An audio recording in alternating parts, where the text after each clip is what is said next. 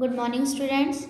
आज मैं आप लोगों को आपका 7th चैप्टर कारक पढ़ाने जा रही हूँ। इससे पहले मैंने आप लोगों को 6 भी करा दिया है और 8 के भी 8 भी करा दिया और 8 का एक्सरसाइज भी सेंड कर दिया है। ठीक है, तो आज मैं आप लोगों को 7 पढ़ा रही हूँ। 7 छूट गया था गलती से। देखिए 7 में क्या है, कारक है।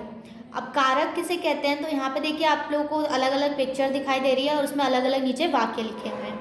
जैसे कि चिड़िया ने नीचे मैदान की तरफ देखा, चिड़िया को वहाँ घास पर कुछ तिनके दिखाई। तो इसमें देखिए लाल वर्ड किए हुए हैं, लाल बॉक्स बनाए हुए हैं और रेड कलर से इंडिकेट किया हुआ है। ने, को, से, के लिए, से, का, में। ठीक है, तो इतने क्या कहते हैं इसमें शब्दों का प्रयोग किया गया है। अब देखिए इन शब्दों को ही बच्चों क्या कहा जाता है, कारक कहा जाता है। क्यों? तो क्योंकि देखिए ये संज्ञा और सर्वनाम शब्दों को वाक्य के अन्य शब्दों से जोड़ रहा है। क्या कर रहा है, संज्ञा और सर्वनाम शब्द। अब चिड़िया क्या है, संज्ञा शब्द है ना। अब ये देखिए दो जगह पे चिड़िया चिड़िया का प्रयोग किया गया है, तो ये क्या हो गए, ये हो गए संज्ञा। ठीक है, और बाकी देखिए यहाँ पे उसने, उसने, ठीक है, इन सब का प्रयोग किया गया है, उन्होंने। तो ये शब्द, ये सारे शब्द क्या हो गए, सर्वनाम।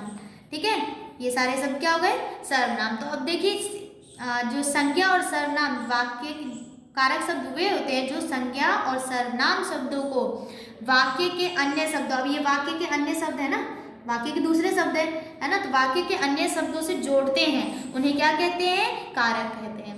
ठीक है, अब देखिए जैसे यहाँ पे संज्ञा या सर्वनाम के जिस रूप से उसका संबंध वाक्य के दूसरे शब्दों से पता चलता है। अब इसी से अगर ये नहीं रहता तो वाक्य गलत हो जाता है ना, तो इसका संबंध क्या किससे पता चल रहा है, इसी के कारण वाक्य के अन्य शब्दों से पता चल रहा है, तो उसे ही कारक कहते हैं। जैसे कि कारक और विभक्ति चिन्ह क्या होते हैं।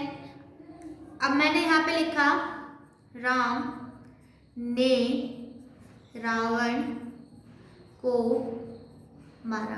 ठीक है, अब मैंने इसमें किसका प्रयोग किया, ने शब्द का प्रयोग किया, को शब्द का। अगर मैं ये हटा दूं क्या हो जाएगा, राम रावण मारा। तो ये वाक्य गलत हो गया ना, ये रॉन्ग वाक्य हो गया, ये राइट है।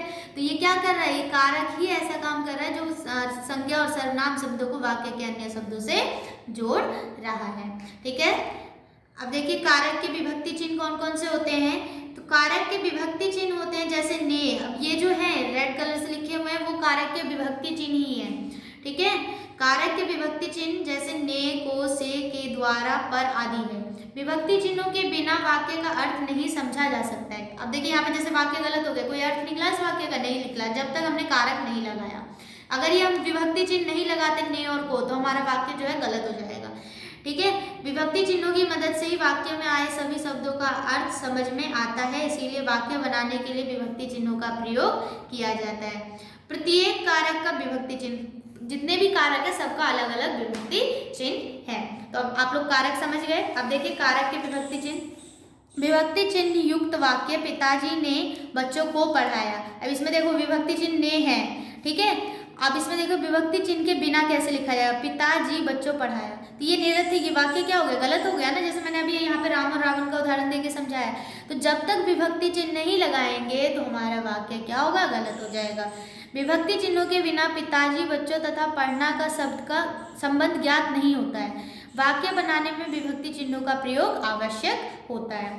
कारक तथा विभक्ति चिन्ह। अब देखिए कारक हमारे कितने हैं, 8 हैं। ठीक है, कर्ता कारक, कर्म कारक, करण कारक, संप्रदान कारक, अपादान कारक, संबंध कारक, अधिकरण कारक और संबोधन कारक। 8 कारक हैं और सबके अलग अलग विभक्ति चिन्ह है। जैसे कर्ता कारक का विभक्ति चिन्ह ने है, कर्म कारक का विभक्ति चिन्ह को है, करण कारक का से और के द्वारा है, संप्रदान का के लिए है, अपादान कारक का से है, संबंध कारक का के, की, अधिकरण में, पर और संबोधन में हे और अरे है।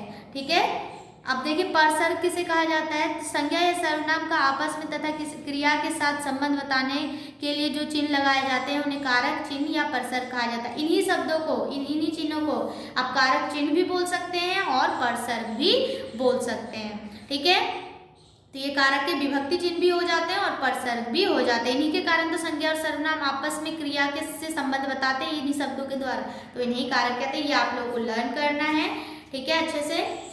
और मैं आप लोगों को अब इसका क्वेश्चन आंसर सेंड करूँगी। देखिए कारक किसे कहते हैं, तो आप लोगों को ये करना है, संज्ञा या सर्वनाम के जिस रूप से, यहाँ पे लिख देती हूं मैं, संज्ञा और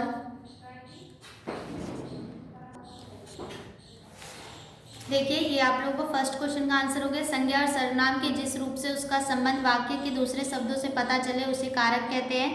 नेक्स्ट क्वेश्चन है आप लोगों का, परसर्ग किसे कहते हैं। तो परसर्ग ये है बच्चों, संज्ञा या सर्वनाम का आपस में तथा क्रिया के साथ संबंध बताने के लिए जो चिन्ह लगाए जाते हैं उन्हें कारक चिन्ह या परसर्ग कहते हैं। ये पूरा नोट कर लेना है आप लोग को, ये ख का आंसर है।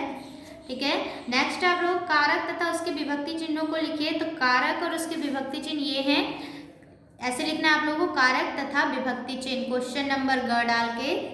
ठीक है, कारक तथा विभक्ति चिन्ह, और फिर ये पूरा आप लोगों को अच्छे से नोट करना है और लर्न करना है। अब नेक्स्ट है आप लोगों का टिक द करेक्ट। प्रत्येक कारक का विभक्ति चिन्ह होता है, यस होता है। क्या लिखेंगे, हाँ पे टिक लगाएंगे। विभक्ति चिन्ह के बिना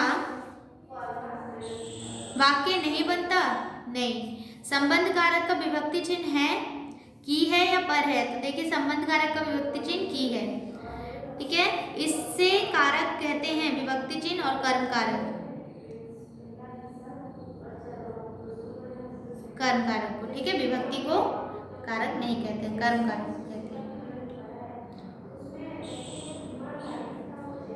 ठीक है, तो यहाँ पे आप लोग को ये चैप्टर कंप्लीट होता है, एक्सरसाइज भी कंप्लीट होता है इस चैप्टर का। आप लोगों को अच्छे से ये कॉपी में नोट कर लेना है और स्कूल में चेक कराने के लिए लेकर आना है।